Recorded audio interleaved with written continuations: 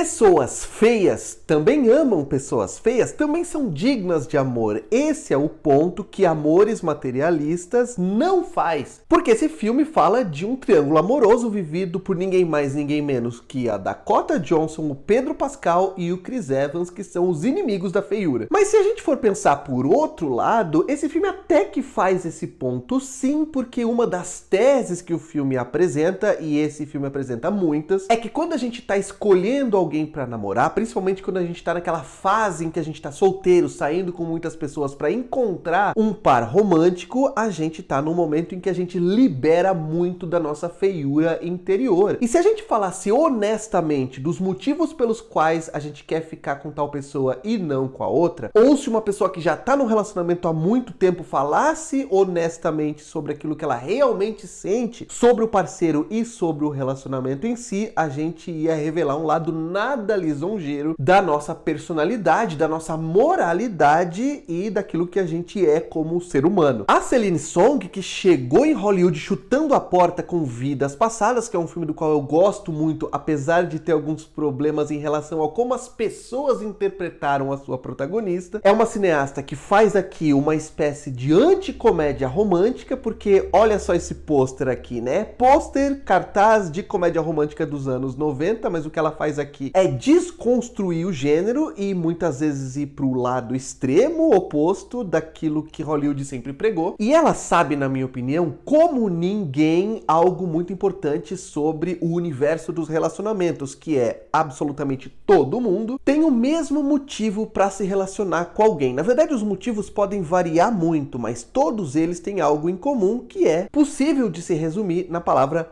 conveniência. Basicamente, a história gira em torno de uma matchmaker, que é a Lucy, vivida pela Dakota Johnson, que tá entre dois possíveis amores. Um deles é muito pobre, que é o John, vivido pelo Chris Evans, que é um garçom que tenta ser ator há mais de 10 anos. E o outro, que é o ricão, no caso, é o Harry, vivido pelo Pedro Pascal, que é um grande investidor, um cara que tem uma cobertura luxuosa em Nova York e que pode dar para ela todo o luxo, todo o conforto do mundo. Na premissa do filme, tem um conceito que eu considerei pouco verossímil. Eu não sei se eu tô muito fora dessa bolha, ou eu não sei se isso é algo mais comum nos Estados Unidos que no Brasil, mas hoje em dia a gente sabe que a grande maioria das pessoas se conhece, namora e às vezes até se casa com quem conheceu através de aplicativos de relacionamento. Mas aqui no filme, que se passa nos dias de hoje, dá pra ver isso, por exemplo, pelo tipo de tecnologia que eles têm, né? Eu sempre olho no celular das pessoas, né, dos personagens, pra ver se realmente a gente tá vendo um filme que se passa nos dias de hoje, e esse aqui se passa, mas mesmo assim, ali no filme, como eu falei na sinopse, a Dakota Johnson vive uma mulher que é uma matchmaker, como os americanos chamam. Ela trabalha numa empresa que é responsável por aproximar possíveis matches perfeitos, né? Ao invés do aplicativo fazer isso, tem uma empresa com pessoas reais que fazem isso. Eu não consigo imaginar um cenário em que isso seria possível hoje em dia, ou até necessário, porque, como eu falei, o aplicativo faz tudo, mas é isso que ela faz. E no primeiro ato do filme, a Celine Song, que dirige e também roteiriza o filme, usa a profissão da protagonista para fazer vários comentários, para já disparar como uma metralhadora várias discussões sobre o universo dos relacionamentos e, como eu falei anteriormente, os motivos pelos quais a gente se relaciona com as pessoas com as quais a gente se relaciona. A Dakota Johnson, na verdade, a Lucy, a personagem dela, vai conversar com vários clientes e esses clientes vão do mais básico protocolo que a gente vê na internet e na sociedade mesmo entre amigos de como falar sobre pessoas que eles poderiam estar se relacionando, até momentos de confissões involuntárias, em que esses clientes revelam um lado nada lisonjeiro, como eu falei, revelam preconceitos, revelam que se acham muito mais do que são e que acham as outras pessoas muito menos do que elas são. Isso é uma constante nos clientes da Lucy, né? Todo mundo se acha a última bolacha no pacote, enquanto vê todos os outros possíveis parceiros como não estando à sua altura, e pelo menos do ponto de vista desses clientes da Lucy, Lucy, e a gente vai descobrir ao longo do filme do ponto de vista dela também, parece que a gente tá vendo aqui um mundo habitado por red pills saídos diretamente da internet brasileira. Porque o papo aqui no filme é um papo sobre ticar todos os quadradinhos, todas as caixinhas dos requisitos que as pessoas exigem para namorar com elas. E muitas vezes parece realmente, o título do filme é Materialistas, que as pessoas estão tratando umas às outras como commodities, como produtos que elas vão comprar e exigir que seja entregue exatamente aquilo que ela escolheu, ou então ir no Procon ou algum órgão parecido nos Estados Unidos para reclamar. A protagonista, vivida pela Dakota Johnson, ela passa por uma transição que eu não comprei exatamente, porque no começo do filme, pelo menos até a metade do filme, ela parece ser uma mulher que acredita muito que as pessoas têm esse valor sexual de mercado, que se você é homem e é mais alto, ou você é rico, ou você tá com o corpo sarado, você vale mais como ser humano do que caras que são mais baixinhos, ou que não tem muito dinheiro, ou então que, sei lá, né, estão com uma barriguinha de chope já. Por outro lado, que as mulheres vão ter um valor de mercado maior se forem mais jovens, se forem mais gostosas, o que é uma visão extremamente machista, extremamente antiquada, extremamente preconceituosa e mesquinha da vida e do que é a função de um relacionamento. Eu acho que muita gente vai se identificar muito com aquelas pessoas que o filme está tratando como absolutamente repulsivas, porque na minha visão, a Celine Song sabe muito bem que aquelas pessoas não são pessoas legais, não são pessoas boas, e que aquilo que elas estão falando, inclusive a protagonista, é absurdo. Assim como em Vidas Passadas, no final do filme principalmente, quando a protagonista toma decisões que são muito egoístas, e todo mundo saiu do filme super emocionado justamente por se identificar com a protagonista, principalmente parte do público feminino, porque ela supostamente estava priorizando ela mesma, ao invés de priorizar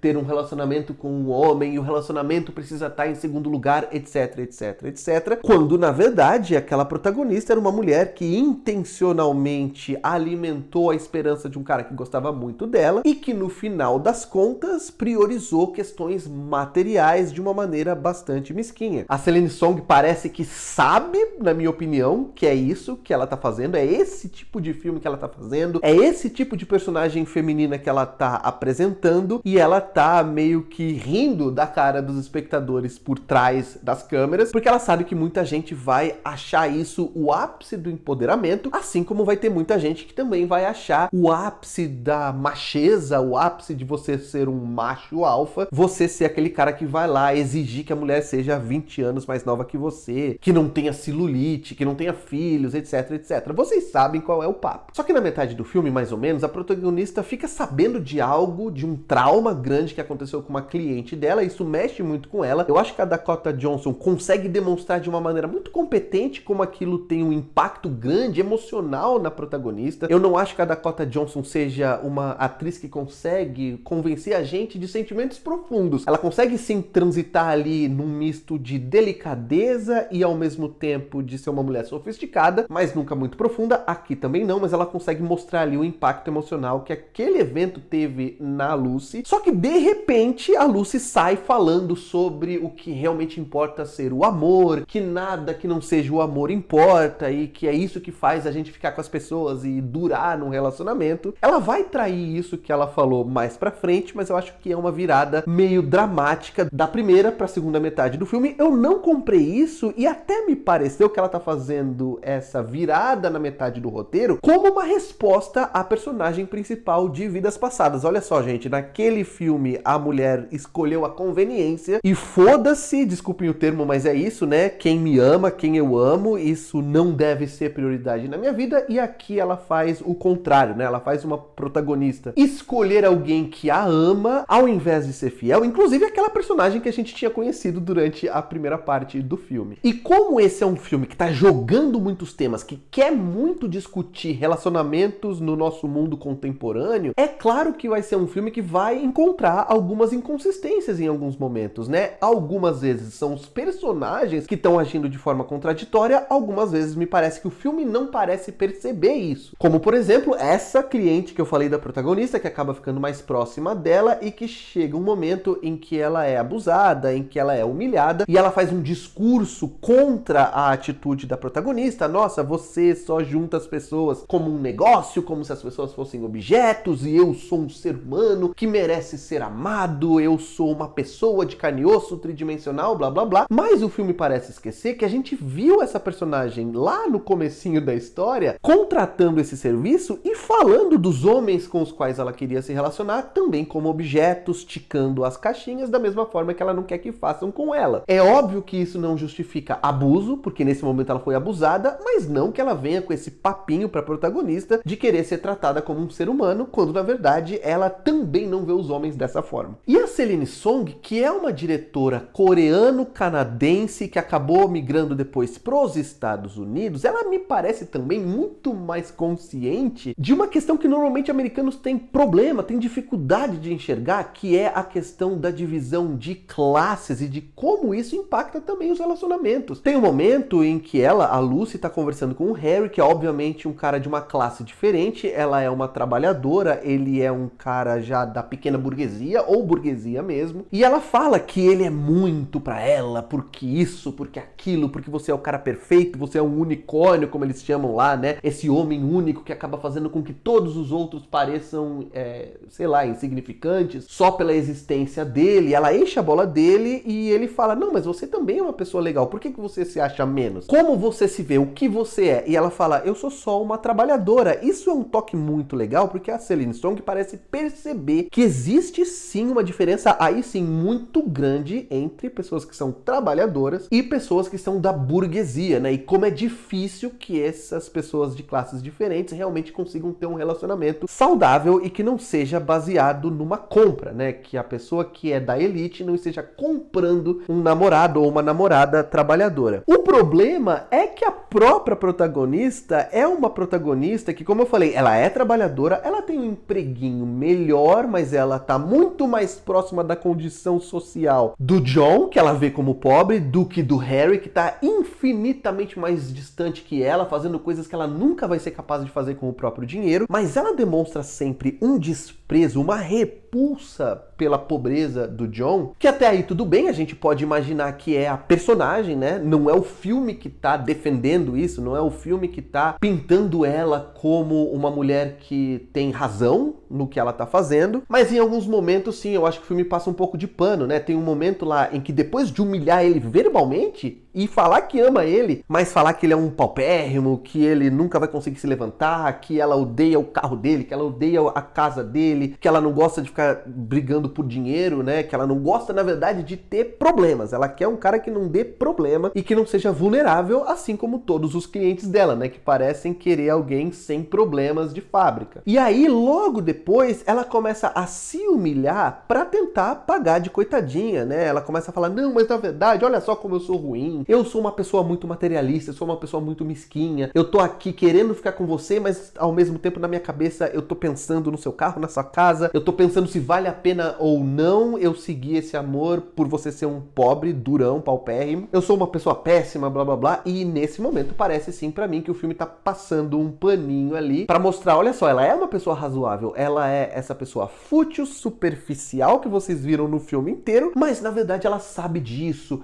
Isso é uma complexidade da personagem. Eu não acho que seja tão complexo assim como o filme parece acreditar que ela é. Seja como for, o filme acerta, na minha visão, ao trazer essas discussões pra mesa, a propor uma discussão de relacionamentos através de um ponto de vista material. Inclusive tem lá um prólogo que vai se completar mais ou menos em quase um epílogo no final do filme, em que um homem e uma mulher das cavernas, dos nossos ancestrais lá, sei lá, milhões de anos atrás, estão ali flertando um com o outro e o cara ali pega uma florzinha e coloca no dedo da moça como se fosse um anel. Quando tem o corte, lá no começo, no prólogo, dessa vinheta para o filme em si, só faltou aquele cara que deu o anelzinho de flor pra moça jogar um osso pra cima e esse osso virar uma espaçonave, porque é obviamente inspirado em 2001, uma Odisseia no Espaço. Esse salto no tempo, a Celine Song eu acho que pensou, bom, se o Kubrick fez esse corte que vai da Idade da Pedra pra Era Espacial, eu vou fazer um corte também entre a Idade da Pedra e a vida contemporânea, só que agora para falar de relacionamentos. O que ela tá querendo falar, muito obviamente, é, olha só, gente, desde os primórdios a gente sempre sempre tentou materializar aquilo que é intangível, aquilo que é abstrato, aquilo que é subjetivo, como os nossos relacionamentos, como os nossos sentimentos, através de objetos que a gente dá um pro outro e que simbolizam a nossa união com as pessoas. Por exemplo, eu achei um pouco forçado, mas pelo menos foi um recurso que ela encontrou para unir as duas pontas do roteiro, né? Como um prólogo e depois um epílogo, quase epílogo, porque depois corta pro casal principal de novo. De um ponto de vista estrutural, é elegante, apesar de um ponto de vista dramático e temático, ser um pouco ingênuo, como algumas decisões da protagonista também são. No final das contas, entre essa tendência pós-moderna que a gente tem de ficar fazendo requisito para as pessoas que podem ter o direito de se relacionar com a gente como se fossem mercadorias, e o amor romântico tradicional das comédias românticas que ela tá tentando desconstruir, que é aquela coisa amo e isso basta, faltou para mim um ponto muito importante, que é se aprofundar um pouco mais nos personagens, principalmente nos personagens do John e do Harry. Na decisão que ela toma, faltou para mim entender o que ela vê em um que ela não vê no outro, além do fato de um amá-la e o outro não. Beleza, aquele cara é o pobretão, mas quem é ele? E principalmente, aquele cara é um ricaço, mas quem é esse cara? Porque principalmente no caso do Harry, ela faz toda aquela idealização de ele ser um cara perfeito que checa todas as caixinhas, mas em nenhum momento o filme permite que a gente veja um pouco das vulnerabilidades reais dele. A não ser aquela questão da cirurgia da perna, mas eu acho que faltou um pouco mais a gente entender qual é a personalidade desses caras, intelectualmente quem eles são, porque na verdade eu acho que entre o amor romântico idealizado e essa mercantilização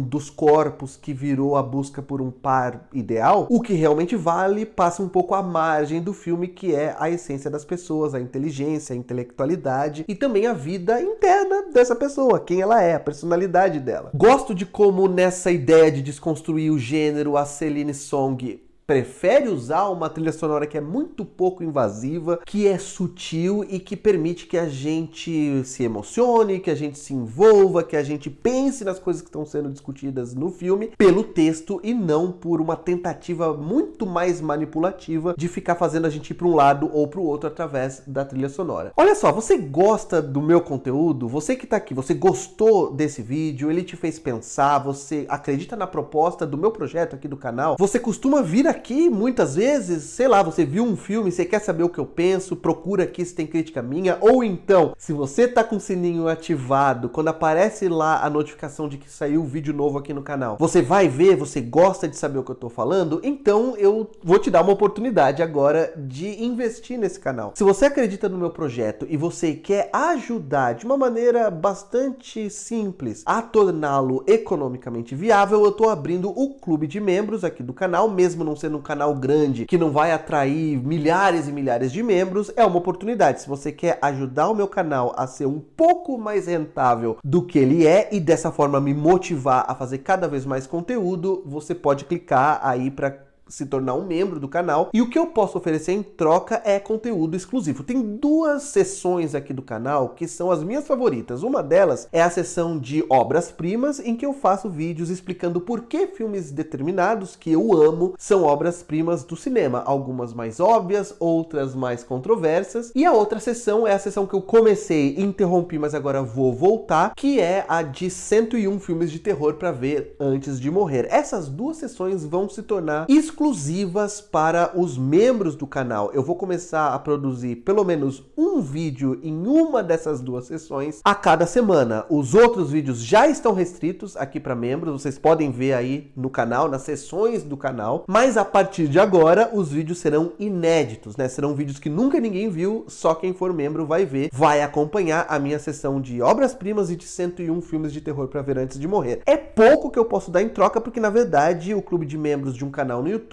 a proposta dele é ser um lugar em que você investe em quem você acredita, você ajuda pessoas que estão fazendo trabalhos dos quais você gosta. Ah, e outra coisa, se você for membro, você vai poder também me ajudar a escolher os filmes que eu vou fazer vídeo para a sessão obras-primas. O único critério, se você quiser muito que eu faça um vídeo sobre o filme que você quer, é eu considerar a obra-prima também. Se eu considerar um grande filme, eu posso incluir o filme que você escolher. Aproveita que no começo vai ter pouco membro e você vai ter ter mais voz, você vai poder escolher talvez mais de um filme para essa playlist aqui no canal de obras-primas. E claro, né, para todo mundo, curte o vídeo, se inscreve no canal, clica no sininho e por hoje é isso, um abraço, tchau!